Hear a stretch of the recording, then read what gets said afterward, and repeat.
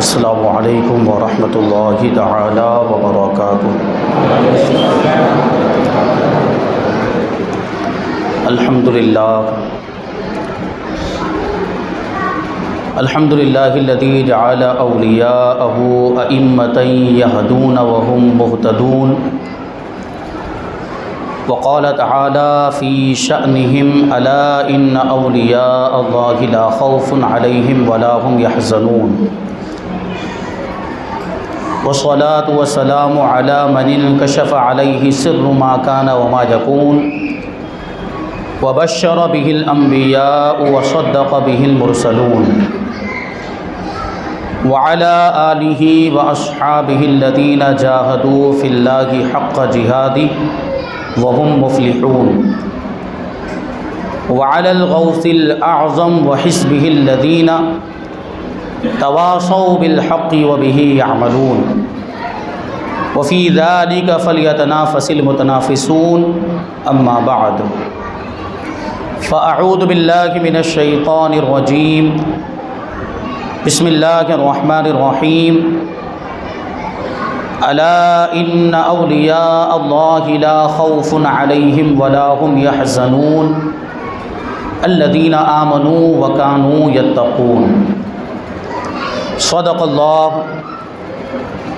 الله مولانا العظيم، وصدق رسوله النبي الأمين المتين الكريم، ونحن على ذلك لمن الشاهدين والشاكرين والذاكرين والحامدين، والحمد للہ رب العالمین۔ آئیے ہم اور آپ سب سے پہلے حضور سرور کائنات، فخر موجودات، باعث تخلیق کائنات، احمد مجتبی محمد مصطفیٰ صلی اللہ علیہ وسلم کی مقدس بارگاہ میں درود و سلام کا ہدیہ پیش کریں اور پڑھیں، اللہم صلی علی سیدنا و مولانا محمد معدن الجود والکرم وآلہ الکرام وابنہ الکریم وبارک وسلم، صلاۃ و سلاما علیک یا رسول اللہ صلی اللہ تعالی علیہ وسلم۔ عزیزان ملت اسلامیہ، یہ ماہ ربیع الاخر کی 11ویں شب ہے، اور ہم اور آپ یہاں پر حضور غوث پاک سیدنا شیخ عبد القادر جیلانی بغدادی رضی اللہ تعالی عنہ کی بارگاہ میں خراج عقیدت پیش کرنے کے لیے جمع ہوئے۔ اللہ تبارک و تعالی ہماری اس محفل کو قبول فرمائے اور اس کو ہمارے لیے آخرت میں ذریعہ نجات بنائے۔ الحمدللہ ہم سب سنی مسلمان غوث پاک رضی اللہ تعالی عنہ سے محبت کرتے ہیں کہ نہیں کرتے؟ یقیناً کرتے ہیں۔ غوث پاک رضی اللہ تعالی عنہ سے ہم محبت کرتے ہیں، بلکہ غوث پاک رضی اللہ تعالی عنہ کی محبت سنیت کی پہچان ہے۔ سنیت کی پہچان ہے غوث پاک رضی اللہ تعالی عنہ کی محبت، کیونکہ وہابی غوث پاک سے محبت نہیں کرتا، جماعتی غوث پاک سے محبت نہیں کرتے۔ اور ایک بات اور انکشاف کے طور پر آپ کو بیان کروں تو یہ شیعہ لوگ بھی غوث پاک سے محبت نہیں کرتے، رافضی لوگ بھی غوث پاک سے محبت نہیں کرتے، بلکہ یہ تو غوث پاک رضی اللہ تعالیٰ عنہ سے بغض رکھتے ہیں، نفرت رکھتے ہیں، آپ کی شان میں گستاخیاں کرتے ہیں۔ آپ ان کے ذاکروں کے بیانات کو سنیں، میں نے اس سے پہلے بھی عرض کیا تھا کہ شیعہ لوگوں میں جو بیان کرنے والے ہوتے ہیں ان کو ذاکر کہا جاتا ہے، تو ان کے ذاکروں نے معاذ اللہ غوث پاک رضی اللہ تعالیٰ عنہ کی شان میں گستاخیاں کی ہیں۔ شیعہ لوگوں کے، رافضیوں نے، تفضیلیوں نے غوث پاک رضی اللہ تعالیٰ عنہ کی شان میں گستاخیاں کی، اور معاذ اللہ کیا کہہ دیا؟ یہاں تک کہہ دیا کہ غوث پاک رضی اللہ تعالیٰ عنہ سید نہیں ہے، آپ کی سیادت کا انکار کیا، جبکہ غوث پاک رضی اللہ تعالیٰ عنہ سید ہیں تو کیسے سید؟ نجیب الطرفین سید ہیں، ماں کی طرف سے بھی سید ہیں تو باپ کی طرف سے بھی سید ہیں۔ یہ غوث پاک کی سیادت کا عالم، آپ کے سید ہونے کی یہ شان ہے، اور یہ شیعہ لوگ رافضی غوث پاک رضی اللہ تعالیٰ عنہ کی سیادت کا انکار کرتے، کیوں؟ دل میں دشمنی ہے، دل میں غوث پاک رضی اللہ تعالیٰ عنہ کا بغض ہے، نفرت ہے۔ وجہ کیا ہے؟ کیونکہ غوث پاک رضی اللہ تعالیٰ عنہ نے شیعہ لوگوں کا رد فرمایا، رافضیوں کا رد فرمایا۔ جب غوث پاک رضی اللہ تعالیٰ عنہ بغداد میں تشریف لائے تو یہاں پر شیعہ فتنہ پھیل رہا تھا، غوث پاک رضی اللہ تعالیٰ عنہ نے ان کا قلعہ قما فرما دیا اور ان کو بغداد سے بھگا دیا۔ غوث پاک رضی اللہ تعالیٰ عنہ نے اپنی کتابوں میں بھی شیعہ لوگوں کا رد فرمایا، جیسا کہ میں نے محرم شریف میں غوث پاک رضی اللہ تعالیٰ عنہ کی کتاب غنیت الطالبین کے حوالے سے کچھ باتیں بیان کی تھی، جس میں غوث پاک رضی اللہ تعالیٰ عنہ نے اہل سنت و جماعت کے موقف کو واضح کیا تھا، اہل سنت و جماعت کے مذہب کو بیان کیا کہ صحابہ کرام کے درمیان آپس میں جو بھی اختلافات ہوئے، جو بھی مشاجرات ہوئے، جو بھی ناچاقیاں ہوئی، اس میں ہم کو کچھ بھی بولنے کی ضرورت نہیں ہے، ہم اس میں خاموش رہیں گے، کسی بھی صحابی کی شان میں گستاخی کرنا جائز نہیں ہے، یہ غوث پاک رضی اللہ تعالیٰ عنہ نے فرمایا۔ اور پھر ایک مقام پر تو ایک قول غوث پاک رضی اللہ تعالیٰ عنہ کی طرف منسوب کیا جاتا ہے، حضرت امیر معاویہ رضی اللہ تعالیٰ عنہ کے تعلق سے غوث پاک رضی اللہ تعالیٰ عنہ فرماتے ہیں کہ اگر میں ایک جگہ پر بیٹھا ہوا ہوں اور حضرت امیر معاویہ رضی اللہ تعالیٰ عنہ گھوڑے پر سوار ہو کر وہاں سے گزریں اور گھوڑے کے چلنے کی وجہ سے، گھوڑے کے دوڑنے کی وجہ سے مٹی اڑے اور وہ گرد و غبار میرے اوپر آ کر لگے تو میں اس گرد و غبار کو اپنی نجات کا وسیلہ سمجھوں، اس گرد و غبار کو اپنی نجات کا ذریعہ سمجھو۔ بات سمجھ میں آئے تو سبحان اللہ بولیں آپ، کیونکہ اس سے کیا ہوتا ہے کہ موٹیویشن ملتا ہے یا تھوڑا اچھا لگتا ہے کہ ہماری بات آپ کو سمجھ میں آ رہی ہے، تو اگر بات اچھی لگے تو آپ کو سبحان اللہ بولنا ہے۔ غوث پاک رضی اللہ تعالیٰ عنہ کیا فرماتے ہیں کہ حضرت امیر معاویہ کے گھوڑے کی دھول اڑ کر اگر میرے بدن پر لگ جائے تو میں اس کو اپنی نجات کا ذریعہ سمجھوں۔ تو یہ ساری باتیں ان کے آنکھوں کا کانٹا بن گیا، شیعہ لوگوں کی آنکھوں کا کانٹا درد ہونے لگ گیا، اس لیے غوث پاک رضی اللہ تعالیٰ عنہ کو نہیں مانتے، غوث پاک رضی اللہ تعالیٰ عنہ سے دشمنی رکھتے ہیں، غوث پاک رضی اللہ تعالیٰ عنہ سے بغض رکھتے ہیں۔ اب میں ان لوگوں سے کہنا چاہوں گا جن لوگوں کو آج کل میں یہ شیعہ لوگوں سے اور رافضیوں سے بڑی محبت ہو گئی ہیں، شیعہ لوگوں سے بڑے تعلقات ہو گئے، دوستیاں یاریاں ہو گئی، دیکھیں تو صحیح ہے، تو غوث پاک رضی اللہ تعالیٰ عنہ کو بھی پسند نہیں کرتے، آپ ان کو پسند کر رہے ہیں جن کو غوث پاک جیسا اللہ کا ولی پسند نہیں ہے، بلکہ ولیوں کا سردار پسند نہیں۔ تو ایسے لوگوں کی دوستی اچھی، ایسے لوگوں کے ساتھ اٹھنا بیٹھنا اچھا، وہ گمراہ ہیں، گمراہ کرنے والے ہیں، اور ان کی وجہ سے بہت سے لوگ گمراہ ہو رہے ہیں۔ ایسے لوگوں سے ہرگز ہرگز میرے بھائی کبھی دوستی مت رکھنا، اور ان کی بات کو کبھی مت سننا، گمراہ کرتے ہیں ایسے لوگ۔ یہ غوث پاک رضی اللہ تعالی عنہ کے بھی دشمن۔ الحمدللہ ہم تو غوث پاک سے محبت کرنے والے، ہم تو ان کے طریقے پر چلنے والے، انہوں نے جو فرمایا الحمدللہ، غوث پاک رضی اللہ تعالی عنہ کا جو مذہب ہے وہی ہمارا مذہب ہے، وہی اہل سنت و جماعت کا مذہب ہے، اور یہی مذہب نجات کا ذریعہ ہے۔ اہل سنت و جماعت کا مذہب ہی جنت میں لے جانے والا مذہب ہے۔ تو یہ غوث پاک رضی اللہ تعالی عنہ کی شان۔ غوث پاک رضی اللہ تعالی عنہ، آج ہم گفتگو کریں گے حضور غوث پاک رضی اللہ تعالی عنہ کے ایک لقب پر۔ وہ لقب ہے غوث الثقلین، سید الثقلین۔ ثقلین کا معنی ہوتا ہے جن و انس، جنات اور انسان۔ مطلب یہ ہوا کہ غوث پاک رضی اللہ تعالی عنہ انسانوں کے بھی سردار ہیں اور جنات کے بھی سردار ہیں۔ غوث پاک رضی اللہ تعالیٰ عنہ انسانوں کے بھی پیر و مرشد ہیں اور جنات کے بھی پیر و مرشد ہیں۔ ہم اور آپ غوث پاک رضی اللہ تعالیٰ عنہ کو مدد کے لیے پکارتے کہ نہیں پکارتے؟ کیا کہتے ہیں؟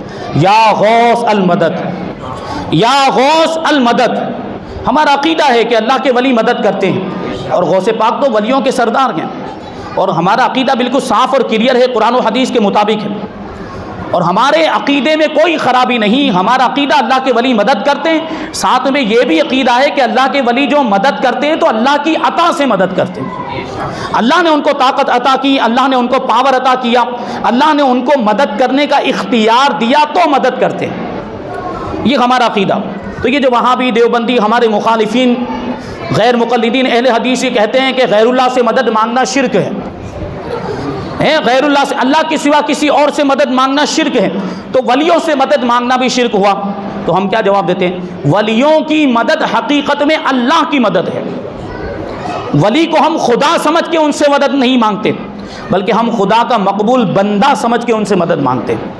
تو یہ حقیقت میں کس کی مدد ہوئی؟ یہ اللہ ہی کی مدد ہوئی۔ ابھی میں ثابت کروں گا کہ کیسے اللہ کے ولیوں کی مدد یہ اللہ کی مدد ہوا کرتی ہے، یہ ہمارا بنیادی عقیدہ۔ تو غوث پاک رضی اللہ تعالیٰ عنہ انسانوں کے جس طریقے سے پیر ہیں، اسی طریقے سے جنات کے بھی پیر ہیں۔ ایسے بہت سارے واقعات ہیں۔ ایک واقعہ ایسا ہے کہ ایک مرتبہ بغداد شریف میں ایک عالم صاحب اپنے شاگردوں کو لے کر جمعہ کی نماز کے بعد قبرستان میں فاتحہ پڑھنے کے لیے گئے، تو انہوں نے دیکھا وہاں پر ایک کالا سانپ موجود ہے۔ تو سانپ یہ موذی جانور ہوتا ہے، تکلیف پہنچانے والا جانور ہوتا ہے، تو عالم صاحب نے کیا کیا، اپنی لاٹھی لی، اپنا عصا لیا اور اس سے اس سانپ کو مار ڈالا۔ ابھی تھوڑی دیر ہی گزری تھی کہ وہ عالم صاحب غائب ہو گئے، شاگردوں کی نگاہوں سے اوجھل ہو گئے۔ تو استاد صاحب غائب ہو گئے تو ظاہر سی بات ہے شاگرد تو پریشان ہونے والے تھے، تو شاگرد لوگ حیران و پریشان ہو گئے کہ ہمارے استاد صاحب کہاں چلے گئے۔ تھوڑی دیر کے بعد کیا دیکھتے ہیں کہ وہ عالم صاحب بہت ہی عمدہ لباس پہن کر، بہت ہی اعلیٰ قسم کا لباس پہن کر سامنے سے تشریف لا رہے ہیں۔ جب وہ آئے تو شاگردوں نے ماجرا پوچھا کہ کیا ہوا، آپ کہاں چلے گئے تھے، ہماری نگاہوں سے اوجھل کیسے ہو گئے تھے، غائب کیسے ہو گئے؟ تو عالم صاحب نے جواب دیا کہ مجھے جنات اٹھا کر ایک جزیرے پر لے گئے تھے، جنات مجھے اٹھا کر ایک جزیرے پر لے گئے تھے، پھر سمندر میں غوطہ دینے کے بعد مجھے ان لوگوں نے اپنے بادشاہ کے پاس حاضر کر دیا، یعنی جنات کے بادشاہ کے پاس مجھے لے گئے۔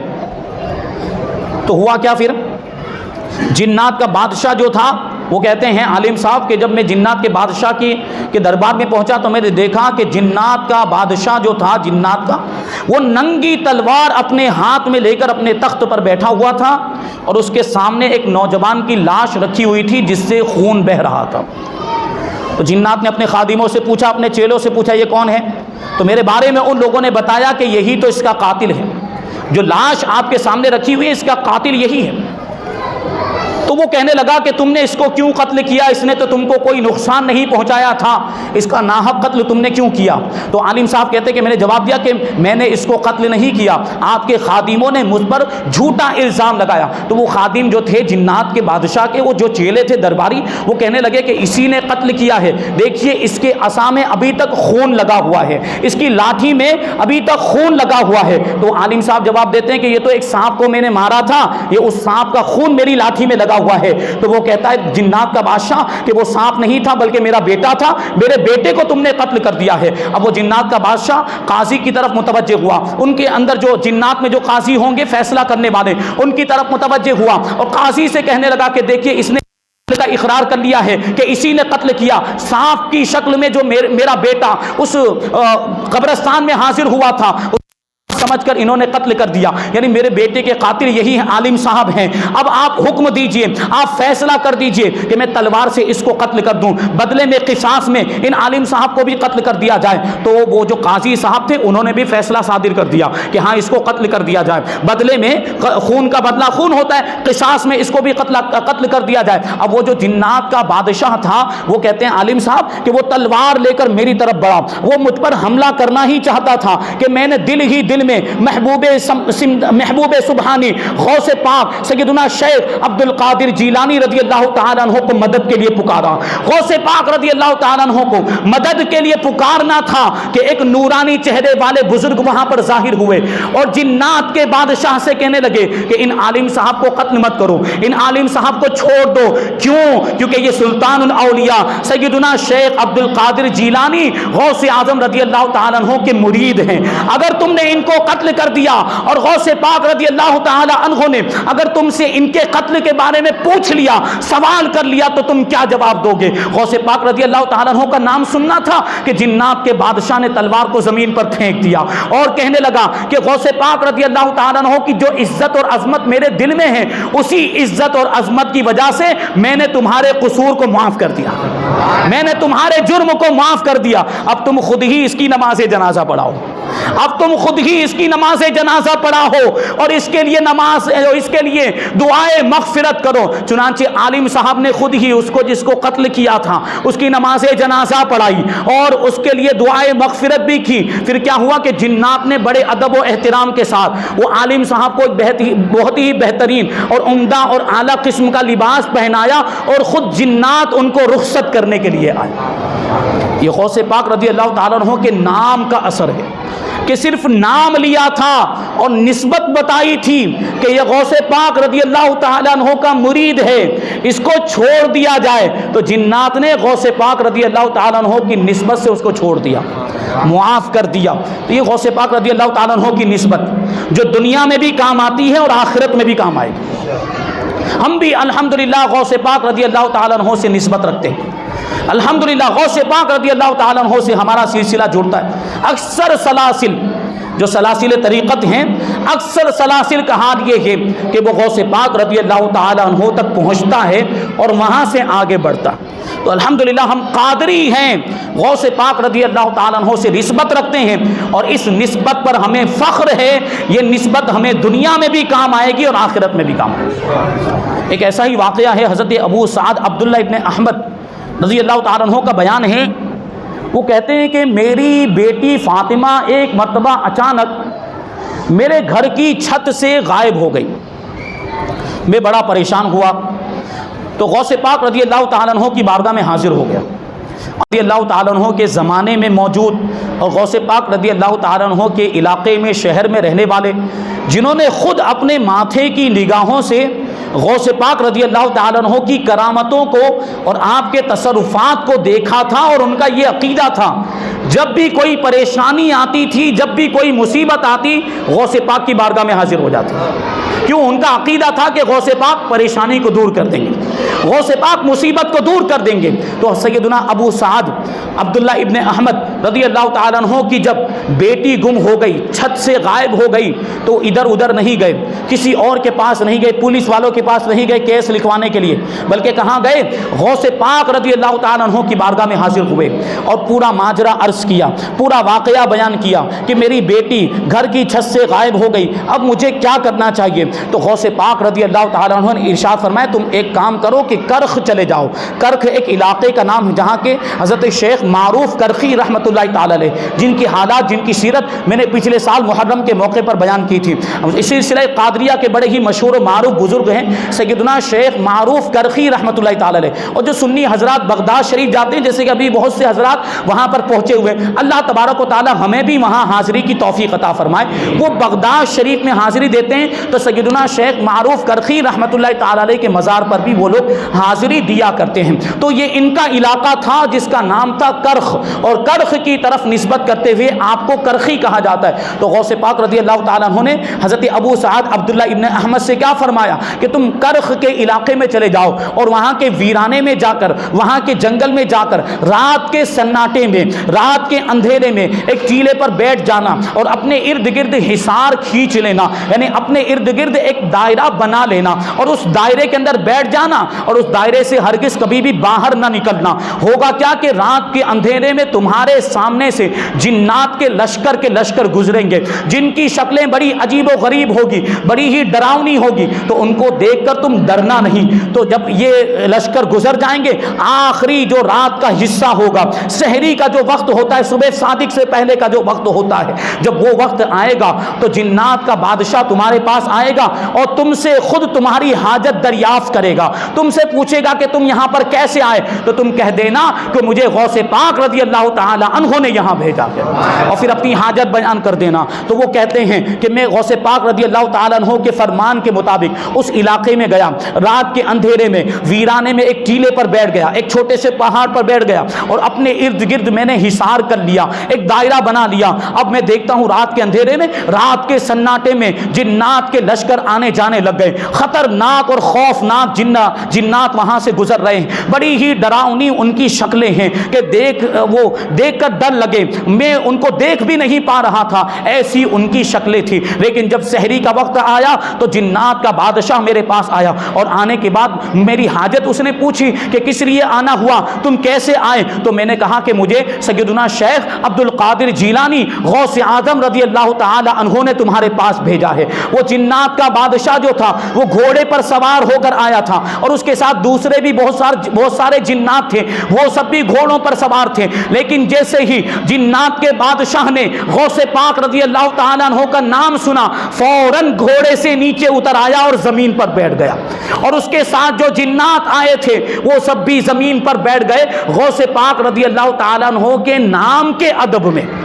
یعنی انہوں نے جیسے ہی غوث پاک کا نام سنا تو غوث پاک کا ادب کرتے ہوئے اس نے اس بات کو بھی گوارا نہ کیا کہ گھوڑے پر سوار رہے، وہ گھوڑے سے نیچے اتر آیا اور زمین پر بیٹھ گیا، اس کے ساتھ اس کے جتنے چیلے جنات تھے وہ سب بھی زمین پر بیٹھ گئے اور پوچھنے لگ گئے کہ کیا ضرورت ہوئی اور کیا حاجت پیش آئی یہاں آنے کی؟ تو وہ کہتے ہیں کہ میں نے بیان کیا میری بیٹی گم ہو گئی ہے، میری بیٹی فاطمہ لاپتہ ہو گئی ہے، اس کو ڈھونڈیے، اس کو تلاش کیجئے، کیونکہ غوث پاک رضی اللہ تعالیٰ عنہ کو معلوم تھا کہ کہاں گئی، لیکن ایک وسیلہ اور ذریعہ بتا دیا تھا کہ کہاں سے ملے گی۔ تو انہوں نے غوث پاک رضی اللہ تعالیٰ عنہ کا نام لے کر اپنی بیٹی کی گمشدگی کا تذکرہ کیا تو وہ جو جنات کا بادشاہ تھا اس نے سارے جنات میں اعلان کر دیا کہ تلاش کیا جائے کہ ان کی لڑکی کہاں پر ہے، ان کی لڑکی کو کس نے اٹھایا، ان کی لڑکی کو کون لے گیا ہے۔ اب جب تلاش کیا سارے جنات کام میں لگ گئے، تھوڑی دیر کے بعد جنات ایک چینی جن کو لے کر بطور مجرم اس کو لے کر آئے اور جنات کے بادشاہ کے دربار میں حاضر کر دیا،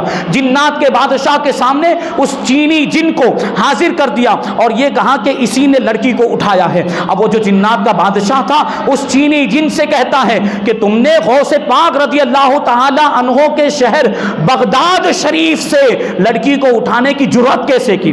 غوث پاک کے شہر سے تو نے لڑکی کو کیسے اٹھا لیا؟ تو وہ چینی جن جواب دیتا ہے کہ میں نے اس لڑکی کو جیسے ہی دیکھا تو وہ اتنی زیادہ خوبصورت تھی کہ دیکھتے ہی میں اس پر فدا ہو گیا، میں اس کا عاشق ہو گیا، اس لیے میں نے اس کو اٹھا لیا تھا۔ اب جو جنات کا بادشاہ تھا جیسے ہی اس نے یہ سنا اس نے فوراً ہی وہ چینی جن کا سر قلم کرنے کا حکم صادر کر دیا، اس کی گردن اڑانے کا حکم صادر کر دیا۔ اور حضرت ابو سعد عبداللہ کہتے ہیں میری لڑکی مجھے سپرد کر دی گئی، مجھے بڑی خوشی ہوئی تو میں نے جنات کے بادشاہ کا شکریہ ادا کیا اور ساتھ ہی ساتھ یہ بھی کہا کہ آپ تو غوث پاک رضی اللہ تعالیٰ عنہ کے بڑے چاہنے والے ہیں۔ جنات کے بادشاہ سے میں نے یہ بات کہی کہ آپ تو غوث پاک رضی اللہ تعالیٰ عنہ کے بڑے چاہنے والے ہیں کہ غوث پاک کا نام سن کر آپ نے میری مدد کی۔ تو وہ جنات کا بادشاہ کیا جواب دیتا ہے؟ وہ جنات کا بادشاہ کہتا ہے تم کیا سمجھتے ہو غوث پاک رضی اللہ تعالیٰ عنہ کی شان یہ ہے کہ غوث پاک رضی اللہ تعالیٰ عنہ جب ہماری طرف نگاہ اٹھا کر دیکھ لیتے ہیں، جب ہماری طرف نظر فرماتے ہیں تو سارے جنات تھر تھر کانپنے لگ جاتے ہیں۔ وہ جنات جن سے انسان ڈرا کرتے ہیں لیکن یہ غوث پاک کی شان ہے کہ غوث پاک کا نام سن کر بلکہ غوث پاک خالی نظر فرما دیں تو جنات کانپنے لگ جاتے ہیں۔ پھر وہ جنات کا بادشاہ آگے کہتا ہے کہ جب کسی ولی کو قطب وقت بنایا جاتا ہے، وقت کا قطب بنایا جاتا ہے تو جنات اور انسان اس کے تابع فرمان کر دیے جاتے ہیں۔ پھر وہ جنات اور انسان اس کی بات مانتے ہوئے نظر آتے ہیں، اس کی اطاعت کرتے ہوئے نظر آتے ہیں۔ یہ تو عام ولی کی بات ہے جس کو وقت کا قطب بنا دیا جائے۔ غوث پاک رضی اللہ تعالیٰ عنہ تو ولیوں کے بھی ولی ہیں۔ غوث پاک رضی اللہ تعالیٰ عنہ صرف غوث نہیں ہے بلکہ غوث اعظم ہے۔ غوث پاک رضی اللہ تعالیٰ عنہ صرف قطب نہیں ہے بلکہ قطب اکبر ہیں، سب سے بڑے غوث اور سب سے بڑے قطب ہیں۔ آپ کی شان کا عالم کیا ہوگا؟ اسی وجہ سے غوث پاک رضی اللہ تعالیٰ عنہ کو غوث الثقلین کہا جاتا ہے، سید الثقلین کہا جاتا ہے کہ جنات بھی آپ کی بات مانتے ہوئے نظر آتے ہیں اور انسان بھی آپ کی بات مانتے ہوئے نظر آتے ہیں۔ یہ غوث پاک رضی اللہ تعالیٰ عنہ کی شان۔ جنات بھی آپ کا ادب و احترام کرتے ہیں اور انسانوں میں سے اب اگر کوئی غوث پاک رضی اللہ تعالیٰ عنہ کا ادب و احترام نہ کرے، غوث پاک رضی اللہ تعالیٰ عنہ کی شان میں گستاخی کرے، مطلب وہ جنات سے بھی بدتر ہے۔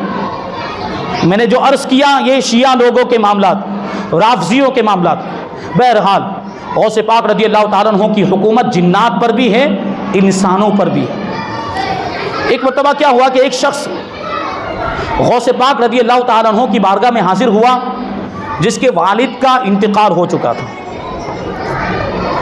غوث پاک رضی اللہ تعالیٰ عنہ کی بارگاہ میں عرض کرتا ہے کہ حضور کل رات میں نے اپنے والد کو خواب میں دیکھا کہ وہ عذاب میں مبتلا ہیں اور مجھ سے کہہ رہے ہیں کہ گناہوں کی وجہ سے مجھے عذاب قبر میں گرفتار کر دیا گیا، عذاب قبر میں مبتلا کر دیا گیا۔ تم غوث پاک رضی اللہ تعالیٰ عنہ کی بارگاہ میں جاؤ اور ان سے میری مغفرت کی دعا کراؤ۔ اس لیے میں آپ کی بارگاہ میں حاضر ہو گیا۔ غوث پاک رضی اللہ تعالیٰ عنہ نے کیا پوچھا؟ غوث پاک رضی اللہ تعالیٰ عنہ نے اس شخص سے صرف اتنا پوچھا کہ کیا تمہارے والد کبھی میرے مدرسے کے سامنے سے گزرے ہیں؟ کیا تمہارے والد کبھی میرے مدرسے کے سامنے سے گزرے ہیں؟ تو اس آدمی نے جواب دیا جی ہاں حضور۔ میرے والد آپ کے مدرسے کے سامنے سے گزرے ہیں، غوث پاک رضی اللہ تعالیٰ انہوں نے خاموشی اختیار کر لی، کچھ ارشاد نہیں فرمایا۔ تھوڑی دیر ٹھہرنے کے بعد وہ شخص اپنے گھر چلا گیا، واپس چلا گیا، لیکن جب رات کو سویا تو کیا دیکھتا ہے کہ اس کا باپ، اس کے والد صاحب بڑے خوش و خرم نظر آتے ہیں، سارا عذاب دور ہو چکا ہے اور سبز رنگ کا لباس پہنا ہوا ہے، ہرے رنگ کا لباس پہنا ہوا ہے، اور اس سے فرما رہے ہیں، اس کے والد صاحب اس سے فرما رہے ہیں کہ غوث پاک رضی اللہ تعالیٰ عنہ کی دعا کی برکت سے میرا عذاب ختم کر دیا گیا، اور یہ غوث پاک رضی اللہ تعالیٰ عنہ کا فیضان ہے، یہ لباس جو مجھے پہنایا گیا غوث پاک کے فیض کا نتیجہ ہے۔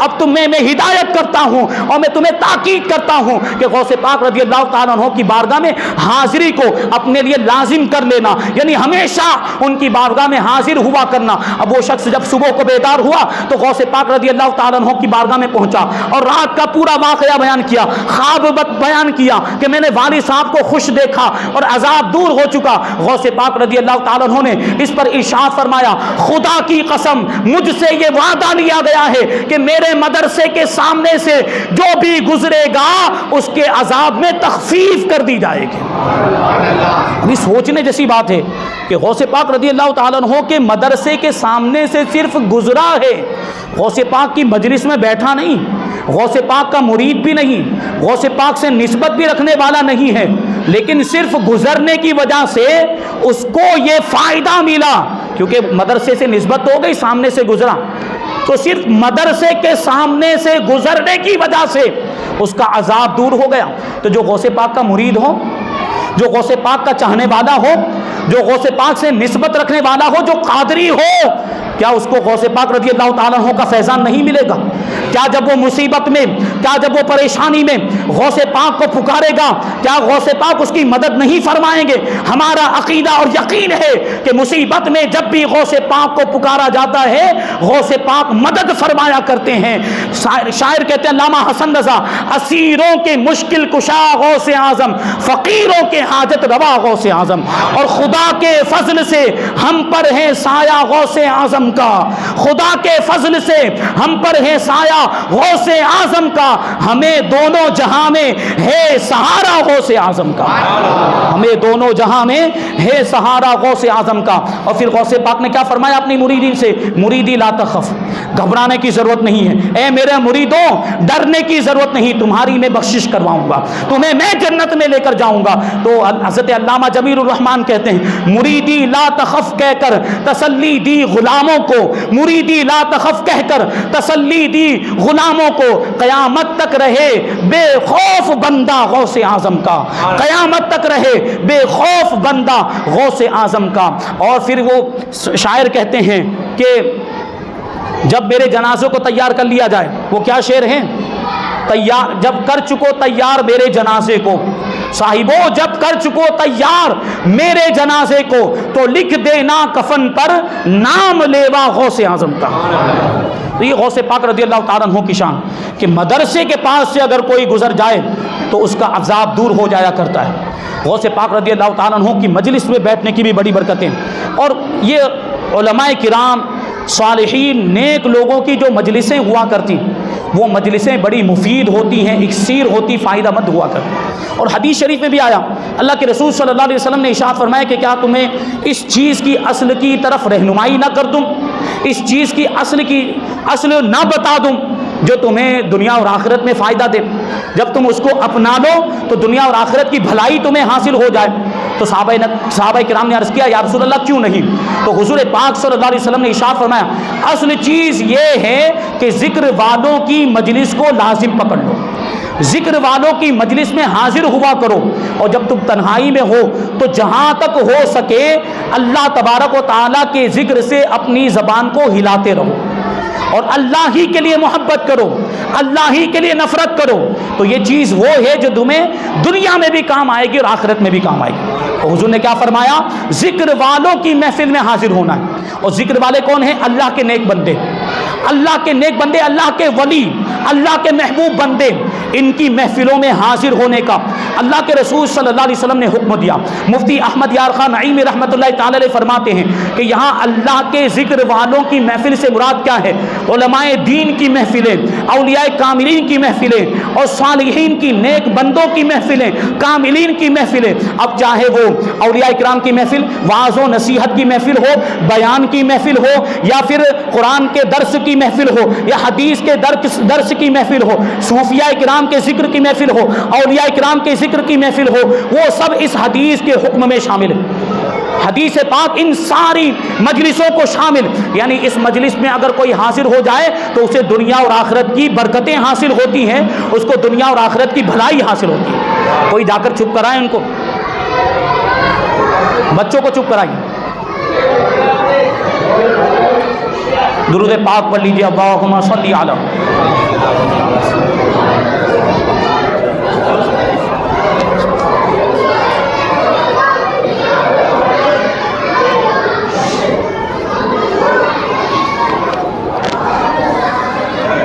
تو علماء کرام کی مجلسیں، صوفیاء کرام کی مجلسیں، اللہ والوں کی مجلسیں ایسی ہوتی ہیں جن کی وجہ سے دنیا میں بھی فائدہ ملتا ہے اور آخرت میں بھی فائدہ ملتا ہے۔ اور یہ بات یاد رکھیں کہ نیک لوگوں کی صحبت، نیک لوگوں کی، اللہ کے نیک بندوں کی صحبت، یہ بہت اچھی چیز ہے، کیونکہ اگر آپ نیک لوگوں کی صحبت میں بیٹھیں گے تو نیکیوں کا جذبہ پیدا ہوگا آپ کے دل میں، برائیوں سے نفرت پیدا ہوگی، اور آپ کے دل کی سختی دور ہو جائے گی، دل نرم ہوگا، اور اللہ والوں کی باتیں آپ کو پسند آئیں گی۔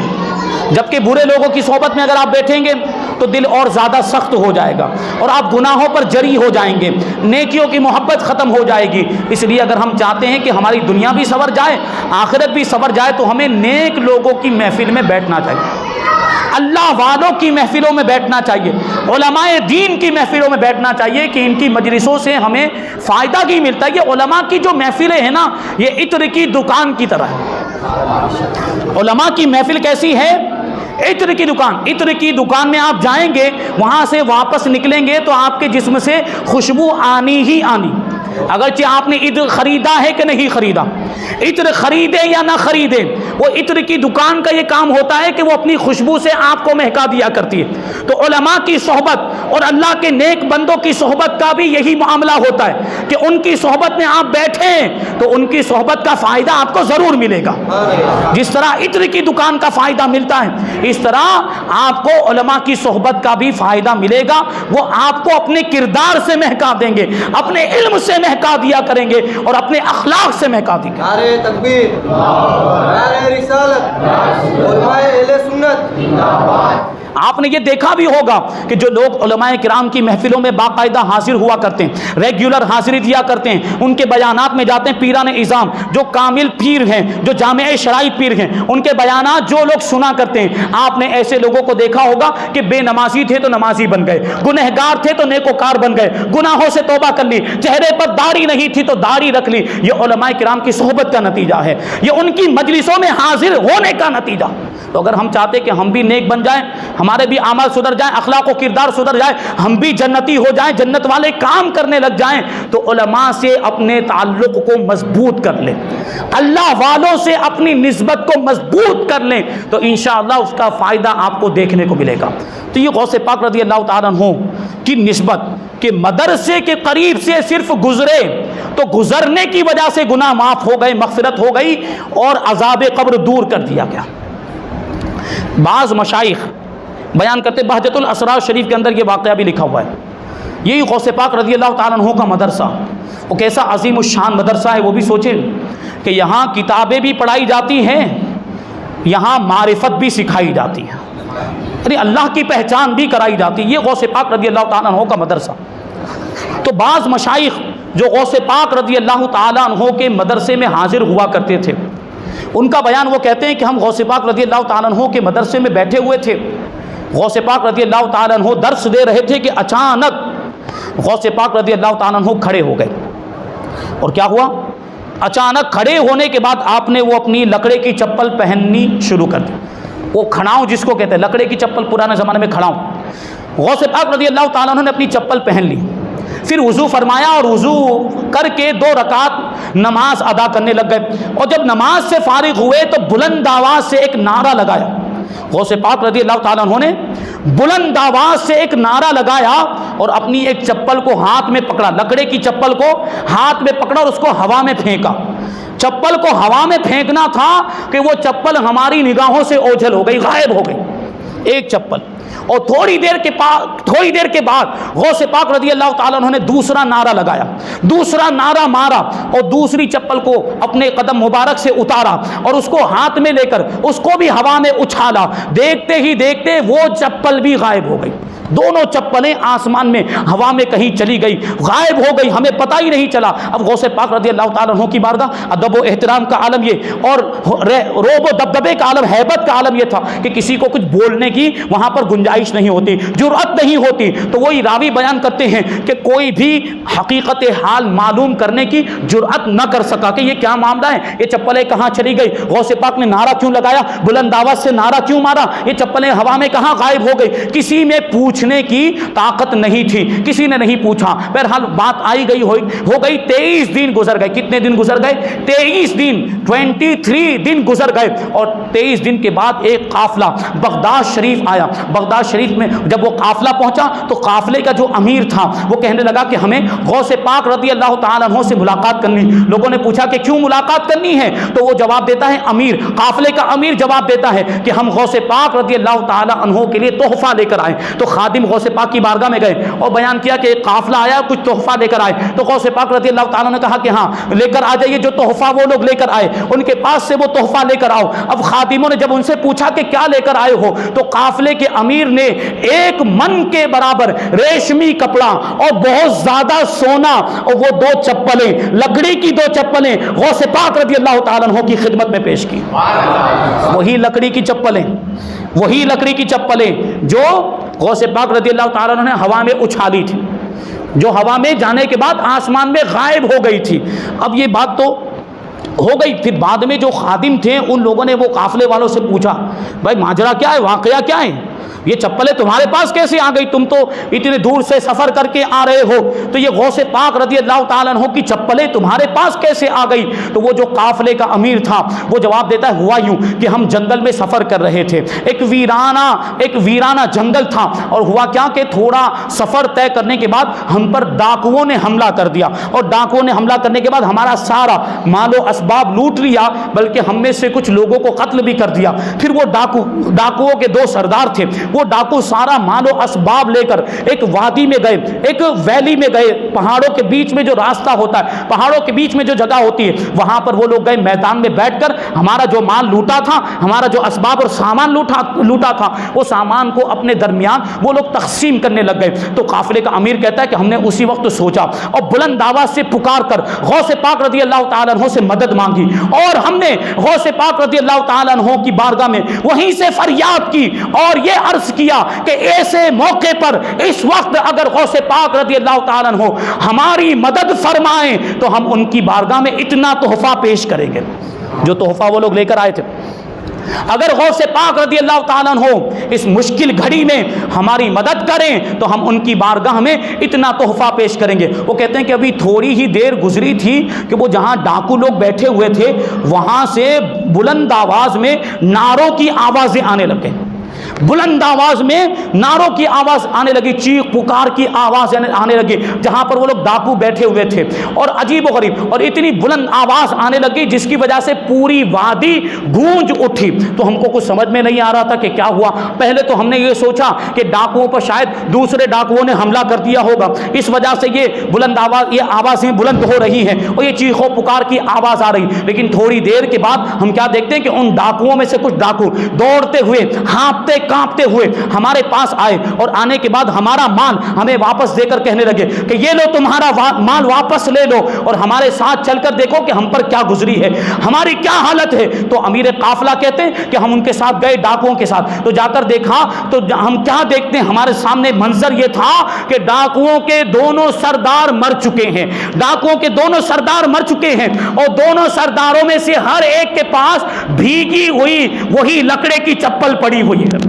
ہر ایک سردار کے پاس بھیگی ہوئی کا مطلب کیا؟ کیونکہ غوث پاک نے چپل پہن کر کیا کیا تھا؟ وضو فرمایا تھا، تو وضو کرنے کی وجہ سے چپل بھیگی تھی، وہ چپل اس وقت بھی بھیگی ہوئی تھی۔ تو وہ کہتے ہیں کہ ہر ایک سردار کے پاس وہ ایک بھیگی ہوئی چپل پڑی ہوئی تھی۔ تو ہم نے پوچھا کہ کیسے ہوا؟ وہ کہتے ہیں ہم کو اس کے بارے میں کچھ نہیں پتا، لیکن ہم کو بات سمجھ میں آ گئی کہ ہم نے تمہارا مال لوٹا تھا، اس کی وجہ سے ہم پر یہ عذاب آیا ہے اور ہم پر یہ آفت اور مصیبت آ گئی، یہ تم اپنا مال لے کر چلے جاؤ۔ انہوں نے ہمارا سارا مال جو لوٹا ہوا مال تھا وہ ہم کو واپس کر دیا، اور جو تھے ڈاکو تھے، وہ ڈاکو نے یہ کہا کہ یقیناً یہ اس واقعے کی بڑی عظیم الشان خبر ہے، یعنی اس کے پیچھے بہت بڑا راز ہے، کیونکہ ڈاکوؤں کو سمجھ میں نہیں آتا کہ یہ کیا ہے، لیکن جو قافلے کا سردار تھا اس کو بات سمجھ میں آ گئی کہ ہم نے غوث پاک رضی اللہ تعالیٰ عنہ کو مدد کے لیے پکارا تھا، غوث پاک رضی اللہ تعالیٰ عنہ نے ہماری مدد کے لیے کوئی بہت بڑا لشکر نہیں بھیجا، صرف اپنی کھڑاؤں کو بھیجا ہے اور ان کھڑاؤں نے ہماری مدد کی ہے۔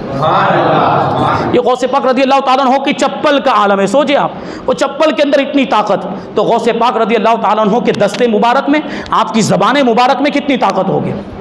یہ شان ہے غوث پاک رضی اللہ تعالیٰ عنہ کی۔ تو یہ اللہ والے مدد کرتے ہیں، اللہ والوں کو اللہ تبارک و تعالی مدد کرنے کی طاقت عطا فرماتا ہے، اور ہمارا عقیدہ کہ اللہ والوں کی مدد یہ حقیقت میں اللہ ہی کی مدد ہوتی ہے، کیونکہ اللہ کی عطا سے ہوتی ہے۔ اللہ نے ان کو طاقت عطا کی، اللہ نے ان کو پاور عطا کیا، اللہ نے ان کو مدد کرنے کا اختیار دیا۔ اب اگر یہ مدد کر رہے ہیں تو کس کے حکم سے مدد کر رہے ہیں؟ اللہ کے حکم سے مدد کر رہے ہیں، تو ان کا مدد کرنا حقیقت میں اللہ کا مدد کرنا ہے۔ تو یہ گمراہ لوگ، بد مذہب لوگ انکار کرتے ہیں کہ یہ اللہ کے ولی مدد نہیں کر سکتے۔ حضرت میاں شیر محمد شرق پوری رحمۃ اللہ تعالی علیہ جو اللہ کے بہت بڑے ولی گزرے، ان کے پاس اسی طریقے سے گمراہ شخص آیا، بد مذہب، جو اللہ کے ولیوں کے تصرفات اور کرامتوں کا منکر تھا۔ اس کا یہی عقیدہ تھا کہ اللہ کے ولی مدد نہیں کر سکتے، کوئی کرامت، یہ تصرف کوئی چیز نہیں ہوتی، معاذ اللہ۔ لیکن جب وہ حضرت میاں شیر محمد شرق پوری رحمۃ اللہ تعالی علیہ کی بارگاہ میں آیا اور اس نے آپ کا تقویٰ، پرہیزگاری اور آپ کا سنتوں پر عمل دیکھا، سنتوں کی پابندی دیکھی، تو بہت متاثر ہوا۔ لیکن تھوڑی دیر کے بعد اس نے دیکھا آپ کے مکان کی دیوار پر ایک جملہ لکھا ہوا تھا، وہ ہم بھی بولتے رہتے ہیں اور الحمدللہ ہمارا یہ عقیدہ بھی ہے اور ہمیں بولنا بھی چاہیے۔ کیا لکھا ہوا تھا؟ یا شیخ عبد القادر جیلانی شیئا للہ۔ کیا لکھا ہوا تھا؟ حضرت میاں شیر محمد شرق پوری کے مکان کی دیوار پر یا شیخ عبد القادر جیلانی شیئا للہ، مطلب کیا ہوتا ہے کہ اے شیخ عبد القادر جیلانی اللہ کے لیے کچھ عطا فرمائیے، اللہ کے لیے کچھ عطا فرمائیے۔ اور ہمارا عقیدہ یہی ہوتا ہے کہ اللہ نے جو آپ کو عطا کرنے کی طاقت دی ہے اس طاقت کے ذریعے ہمیں عطا کیجیے، یہ مطلب ہوتا ہے، ہمارا یہی عقیدہ ہے۔ تو جب اس نے وہ جملہ لکھا ہوا دیکھا تو بہت غصہ ہو گیا، کیونکہ بد مذہب تھا، اس کا تو یہ عقیدہ کہ اللہ کے ولی مدد نہیں کرتے، تو بہت ناراض ہوا اور غصے میں وہ اپنا عقیدہ ظاہر کرنے لگ گیا۔ جو وسوسے اس کے دل میں تھے اللہ کے ولیوں کے بارے میں، جو سارا وہ فساد بھرا ہوا تھا، وہ سب نکالا، زہر اگلنے لگ گیا۔ یہ کیا تم نے لکھ دیا ہے، یہ تو شرکیہ جملہ ہے، یہ اللہ کے ولیوں سے مدد مانگتے ہو تم، یہ اللہ کے ولیوں سے مدد نہیں مانگنا چاہیے، وہ مدد نہیں کر سکتے، وغیرہ وغیرہ، وہ بکواس کرنے لگا۔ لیکن وہ بھی تو حضرت میاں شیر محمد بھی اللہ کے ولی، اور اللہ کے ولیوں کا معاملہ ہم اور آپ دلائل دیں گے۔ ہمارے پاس کوئی بد مذہب آ جائے اور اس طرح کی بات کرے تو دلیلوں سے ثابت کریں گے، وہ دلیل نہیں مانے تو ہم پھر کیا کر سکتے ہیں؟ لیکن اللہ کے ولی ایسے ہوتے ہیں کہ دلیلیں کم دیتے ہیں، مشاہدہ زیادہ کرواتے ہیں، وہ کہہ کر نہیں سمجھاتے، وہ دکھا کر سمجھاتے ہیں۔ بات سمجھ میں آ رہی؟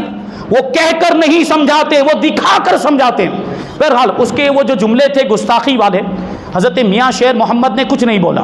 جب وہ واپس ہونے لگ گیا، جب وہ جانے لگ گیا تو دروازے تک رخصت کرنے کے لیے آئے۔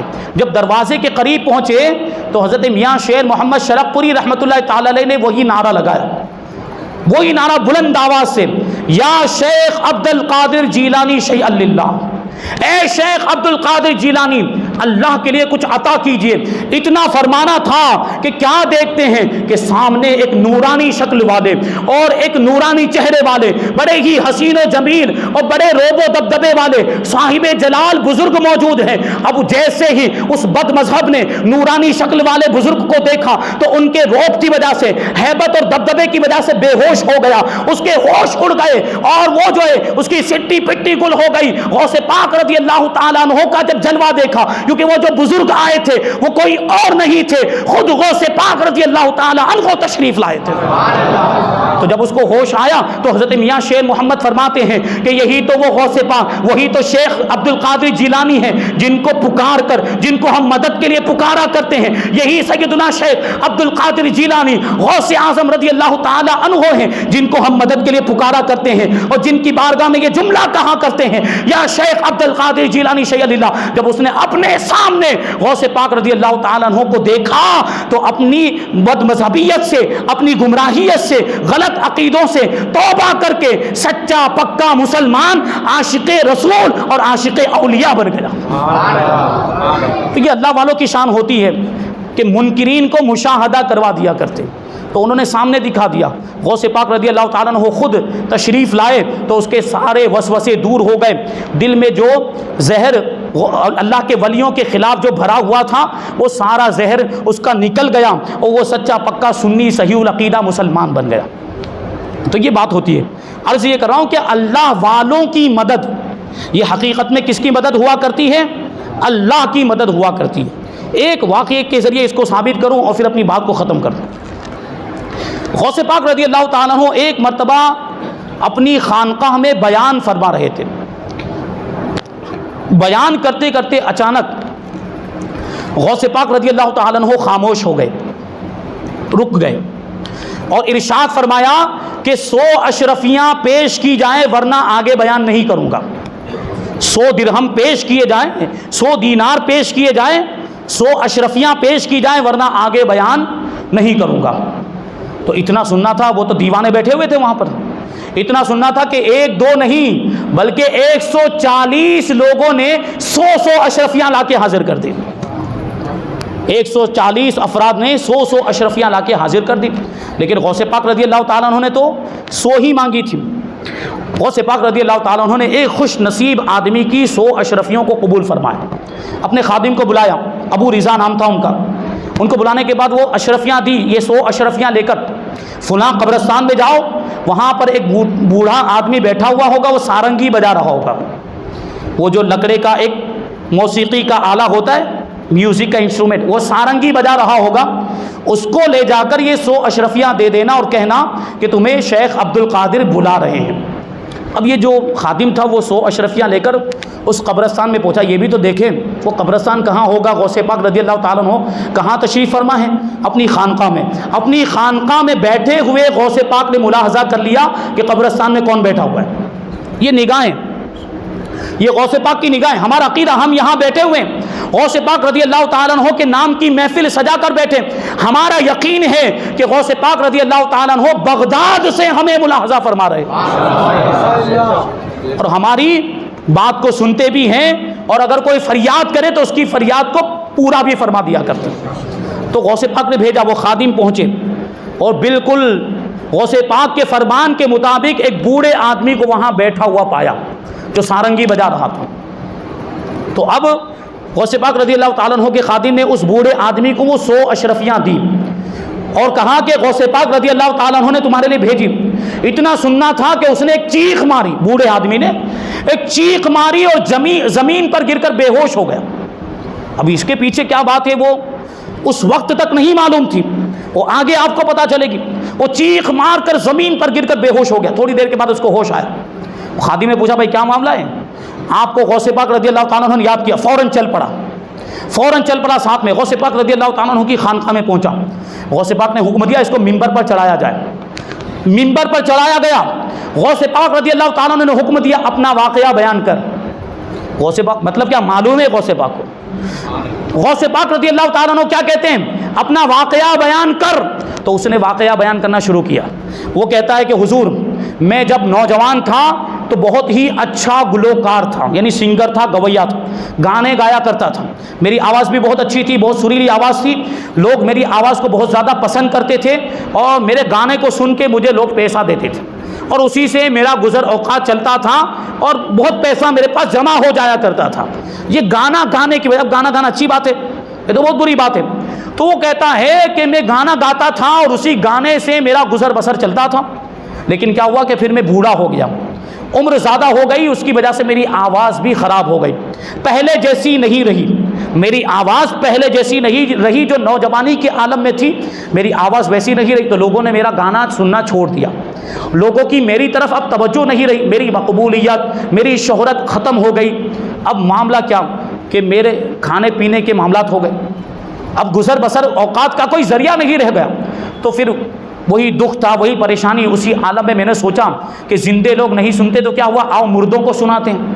میرے دل میں خیال آیا کہ اب مردوں کو گانا سنانا چاہیے، زندے نہیں سنتے تو نہ سنیں، مردوں کو سنا۔ اسی وجہ سے میں اس قبرستان میں آ گیا۔ اب یہ بھی عجیب بات تھی، وہ قبرستان میں آ گیا، وہ اس کو نصیحت کہاں سے حاصل ہوتی وہ ہمیں دیکھنا ہے۔ وہ کہتا ہے کہ میں قبرستان میں آ گیا اور اب مردوں کو میں نے گانا سنانا شروع کر دیا۔ کبھی ایک قبر کے پاس جاتا، کبھی دوسری قبر کے پاس جاتا، اور گانا، اب مردے سننے والے ہیں، ہمارا عقیدہ سنتے، جواب نہیں دیتے ہیں، لیکن ہمارا عقیدہ کیا ہے، سنتے ہیں۔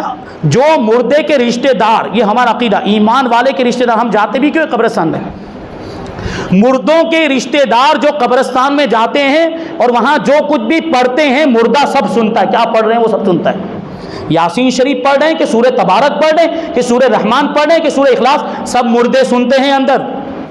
اللہ نے ان کو یہ طاقت عطا فرمائی۔ تو اب سوچیں آپ کہ عام ایمان والوں کا یہ عالم ہے کہ اپنی قبر پر آنے والوں کی آواز کو سنتے ہیں، تو اللہ کے ولیوں کی طاقت کا عالم کیا ہوگا؟ کیا وہ ہماری آواز کو نہیں سنیں گے؟ یہ سارے دلائل ہیں۔ تو بہرحال وہ کہتا ہے کہ میں مردوں کو سنانے لگ گیا، کبھی اس قبر پر جاتا، کبھی اس قبر پر جاتا اور گانا سناتا۔ اسی دوران کیا ہوا کہ اچانک ایک قبر کے پاس جب میں گانا گا رہا تھا وہ قبر کھل گئی اور اس قبر میں سے مردہ باہر نکلا۔ ہم اور آپ ہو تو کیا حالت ہوگی، بھاگ جائیں گے۔ اس قبر میں سے مردہ باہر نکلا، ایک شخص کھڑا ہو گیا اور وہ مردہ، وہ گانے والا کہتا ہے کہ مجھے نصیحت کرنے لگ گیا وہ مردہ کہ کب تک تو مردوں کو سناتا رہے گا اور کب تک انسانوں کو سناتا رہے گا، اپنا جو بھی مقصد ہے اور تیری جو بھی حاجت ہے، تیری جو بھی فریاد وہ اللہ کی بارگاہ میں پیش کر، وہ حی قیوم ہے، وہ تیری فریاد کو سنے گا، وہ تیری مدد کرے گا۔ وہ کہتا ہے کہ یہ منظر جب میں نے دیکھا تو میں بے ہوش ہو گیا۔ ظاہر سی بات ہے، مردے کو ہم بھی دیکھیں گے تو بے ہوش ہو جائیں گے۔ تھوڑی دیر کے بعد جب مجھے ہوش آیا تو ہوش آنے کے ساتھ ساتھ میری عقل بھی ٹھکانے پر آ چکی تھی، تو میں نے فوراً اپنا جو بھی مدعا تھا وہ اللہ کی بارگاہ میں پیش کیا۔ میں نے اپنی فریاد اللہ تبارک و تعالیٰ کی بارگاہ میں پیش کی، اور ابھی میں ادھر اللہ تبارک و تعالیٰ کی بارگاہ میں اپنا عریضہ پیش کر ہی رہا تھا کہ آپ کا خادم 100 اشرفیاں لے کر آ گیا، 100 اشرفیاں لے کر آ گیا اور اس نے مجھے دے دی۔ اتنا کہنے کے بعد وہ غوث پاک رضی اللہ تعالیٰ عنہ کی بارگاہ میں ابھی تک موجود ہے، وہ راوی بیان کرتے ہیں، اتنا کہنے کے بعد وہ سارنگی جو تھی، جو میوزک کا آلہ تھا، اس کو اس نے وہیں پر توڑ دیا اور توبہ کر کے نیک انسان بن گیا۔ یہ غوث پاک رضی اللہ تعالیٰ عنہ کی بارگاہ، میں آپ کو بتاؤں کہ اس سے کیا ثابت ہوتا ہے۔ دیکھیے اس نے کس کی بارگاہ میں فریاد کی تھی، کس کی بارگاہ میں اپنا مدعا رکھا تھا، کس کی بارگاہ میں اپنا عریضہ پیش کیا تھا، اللہ کی بارگاہ میں اس نے عریضہ پیش کیا تھا۔ لیکن 100 درہم اور 100 اشرفیاں کس نے بھیجی ہے؟ 100 اشرفیاں غوث پاک رضی اللہ تعالیٰ عنہ نے بھیجی۔ مطلب کیا ہوا کہ مدد تو اللہ کی ہے، مدد تو اللہ نے فرمائی، لیکن غوث پاک کے ذریعے سے فرمائی، غوث پاک کو وسیلہ بنائے۔ تو یہ مدد اس طریقے سے پہنچتی ہے اللہ کے ولیوں کے ذریعے سے۔ مدد حقیقت میں اللہ کی ہوتی ہے، لیکن اللہ کے ولیوں کے وسیلے سے ملا کرتی، یہ ہوتا ہے۔ اور یہ بھی تقدیر ہی کا حصہ ہے۔ کوئی سوچے کہ بھائی تقدیر میں جو ملنا ہے وہ تو لکھا ہوا ہے کہ یہ ملنے والا ہے، یہ نہیں ملنے والا ہے، تو جو ملنے والا ہے وہ مل کر رہے گا، جو نہیں ملنے والا ہے وہ نہیں ملے گا۔ تو اللہ کے ولیوں کو وسیلہ بنانے کا کیا مطلب ہوا؟ نہیں، یہ بھی تقدیر ہی کا حصہ، ورنہ تو پھر دعا پر بھی اعتراض ہوگا۔ یہ تو دعا کرتے ہیں نا بد مذہب، تو ان کی دعا پر بھی اعتراض ہو، بھائی تیری تقدیر میں جو لکھا ہوا ہے وہ ملنے والا ہے، جو نہیں لکھا ہوا وہ نہیں ملے گا، پھر دعا کیوں کرتا ہے تو دعا پر بھی اعتراض ہوگا۔ یہ بھی تقدیر ہی کا حصہ، یعنی تقدیر میں ہماری لکھا ہوا ہے کہ اگر یہ اللہ کے ولی کے وسیلے سے مانگے گا، غوث پاک کے وسیلے سے مانگے گا تو مل جائے گا، یہ لکھا ہوا ہے۔ تقدیر میں، اور اسی لیے ملتا بھی ہے۔ اور جو عقیدت والے ہوتے ہیں، جو محبت والے ہوتے ہیں، ان کو یہ سب نظارے دیکھنے کو ملتے ہیں الحمدللہ۔ ہم اور آپ دیکھتے ہیں، اور جو عقیدت رکھتے ہی نہیں، جن کے دل میں دشمنی ہے، بغض ہے، ان کو کوئی فائدہ نہیں، تو پھر وہ انکار کر دیتے ہیں۔ بہرحال یہ چیزیں غوث پاک رضی اللہ تعالیٰ عنہ، اللہ تبارک و تعالیٰ نے یہ شان آپ کو عطا فرمائی۔ تو غوث پاک رضی اللہ تعالیٰ عنہ کے نام سے ہم نے یہ محفل منعقد کی۔ اور ایک بزرگ ہیں، آپ نے پوسٹر میں نام دیکھا ہوگا، محبوب العلماء حضرت سید عبد المعبود ربانی رحمۃ اللہ تعالی علیہ، ان کی طرف بھی یہ مجلس منسوب ہے، کیونکہ 10 ربیع الثانی کو آپ کا بھی عرس آتا ہے، آپ کا بھی وصال کا دن ہے۔ حضور محبوب العلماء یہ سرکار ربانی سید محمد عبد الرب رحمۃ اللہ تعالی علیہ کے صاحبزادے، سرکار ربانی جو سلسلہ ربانیہ کے بانی ہیں، ان کے صاحبزادے ہیں محبوب العلماء سید عبد المعبود ربانی رحمۃ اللہ تعالی علیہ۔ اور ہمارے محسن حضور مفسر قرآن سید محمد مقصود غازی ربانی رحمۃ اللہ تعالی علیہ کے والد ماجد ہیں۔ اور حضور مفسر قرآن کو کون نہیں جانتا؟ ان کے صاحبزادے، ان کے شہزادے، ان کے لخت جگر، ان کی نشانی، ان کی یادگار سید محمود ربانی صاحب قبلہ ہمارے یہاں پہ تشریف لاتے رہتے ہیں۔ تو یہ بڑا ہی عظیم خاندان اور عظیم گھرانہ ہے۔ آج ہم انشاءاللہ تبارک تعالیٰ حضور محبوب العلماء کی بارگاہ میں بھی ایصال ثواب پیش کریں گے، اور خاندان ربانیہ کے، خانقاہ ربانیہ کے بزرگوں کی بارگاہ میں بھی ایصال ثواب پیش کریں گے۔ ایک بات میں عرض کر کے، یہ بڑا ہی عظیم خاندان، اور میں نے اس سے پہلے یہ ساری باتیں بیان کی ہوئی ہیں کہ یہ صحیح النسب سادات کا گھرانہ ہے، حسینی سادات کا گھرانہ ہے۔ شجر نسب میں نے سنایا ہے، اور دونوں طرف سے نسبت ہے، خاندانی نسبت بھی ہے اور طریقت والی بھی نسبت، دونوں طرف سے سلسلہ بڑا مضبوط ہے۔ یہ ایسا سلسلہ ہے، تو اگر کوئی مرید بننا چاہتا ہے اور اس کو یہ خواہش اور تمنا ہے کہ پیر کامل مل جائے، بافیض پیر کا دامن مل جائے، تو وہ سید محمود ربانی صاحب کے دامن سے وابستہ ہوگا۔ کہ ابھی وہ اس وقت ہمارے یہاں پہ آنے والے پیران نظام میں، ہم دوسرے پیروں کا انکار نہیں کرتے، اگر کوئی دوسرے پیر بھی جامعی شرائط پیر ہیں، پیر بننے کی شرطیں اگر ان کے اندر پائی جاتی، آپ ان کے بھی مرید بن سکتے ہیں۔ لیکن ہمارے پاس تو جب کوئی آتا ہے یا مرید بننے کے لیے، یا کوئی مشورہ مانگتا ہے کہ کس کا مرید بننا چاہیے، تو ہم اس کو حضرت محمود ربانی صاحب کا ہی مشورہ دیتے ہیں۔ اب اگر کوئی ایمان بچانا چاہتا ہے، عقیدہ محفوظ کرنا چاہتا ہے، تو وہ ایسے بزرگوں کے دامن سے وابستہ ہو جائے، انشاءاللہ اس کا ایمان و عقیدہ محفوظ ہو جائے گا۔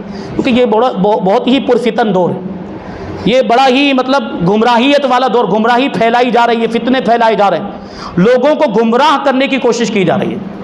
اور یہ میں نے اس لیے بھی عرض کیا کیونکہ حضرت محمود ربانی صاحب قبلہ سید بھی ہیں، آل رسول بھی ہیں، اور عالم دین بھی ہیں۔ ایشو بنایا جاتا ہے نا کہ پیر کے لیے سید ہونا ضروری، تو یہاں تو سید بھی ہیں، ایسا کوئی حالانکہ ضروری نہیں ہے کہ پیر کے لیے پیر سید ہو، پیر غیر سید بھی ہو سکتا ہے، پیر کے اندر پیر ہونے کی شرطیں ہونی چاہیے۔ لیکن اگر کوئی یہی چاہتا ہو کہ پیر اس کا سید ہو، تو ہمارے محمود ربانی صاحب سید بھی، اور ایسے سید ہیں کہ صحیح النسب سید ہیں۔ تو اگر کوئی مرید بننا چاہتا ہے، حضرت تشریف لاتے رہتے ہیں، جیسے ابھی عید میلاد کے موقع پر بھی آئے تھے، اور انشاءاللہ معراج النبی صلی اللہ علیہ وسلم کے موقع پر بھی تشریف لائیں گے۔ تو جو حضرات مرید ہونا چاہتے ہیں یا اپنے بچوں کو مرید بنانا چاہتے ہیں، یا ان کے بچوں کے تعلق سے ان کو یہ فکر لائی کہ ان کا مستقبل کیسا ہوگا ایمان و عقیدے کے تعلق سے، سنیت کے تعلق سے، تو وہ ایسے بزرگوں کے دامن میں، ان کے ہاتھ میں ان کا ہاتھ دے دے، اپنے بچوں کا ہاتھ دے دے، ان کے دامن سے ان کو وابستہ کرا دے۔ تو انشاءاللہ تبارک تعالیٰ ہم اللہ کے فضل سے بھی یہی امید رکھتے ہیں کہ آپ کے بچوں کا بھی، اور اگر آپ مرید بن گئے تو انشاءاللہ آپ کا بھی ایمان و عقیدہ محفوظ ہو جائے گا۔